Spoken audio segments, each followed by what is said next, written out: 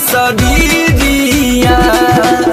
चल कचहरिया में जज के समहनवा लिख दी सगरी उम्मीदिया।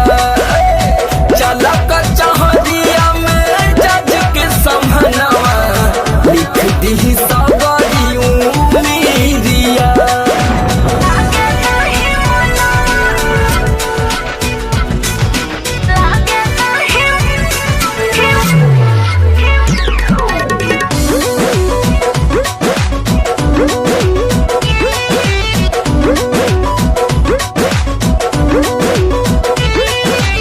नियरा बोलावे हमरा के बार बार हो, के इशारा तोहर सोरा हो सिंगार हो। तोरा हो सिंगार हो, तोरा हो सिंगार। ऐसन बतिया से बड़ा डर लागे, अब तो अखियाँ रात भर जागे। लागे कर जवा आ जाई बहरा, डोले जब पतरी कमरिया। चल कचहरिया में जज के समहनवा लिख दी सगरी उम्मीदिया।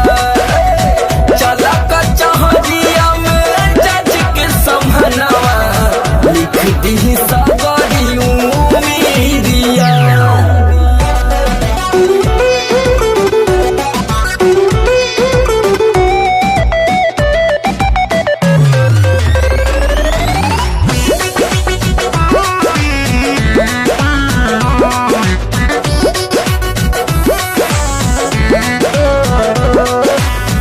भागा जनी भिरियावा ऐसे शर्मा के, भगिया जगैबू कहिया जिंदगी में आके। जिंदगी में ऐसन जादू कइला सवरिया हो, हम तो भइली तोहरे बावरिया हो। रात दिन देखी तोहरे सपनवा, दिलवा में उठता लहरिया। चल कचहरिया में जज के समहनवा लिख दी सगरी उम्मीदिया। चल कचहरिया में जज के समहनवा लिख दी सगरी उम्मीदिया। लागे नहीं मनवा, लागे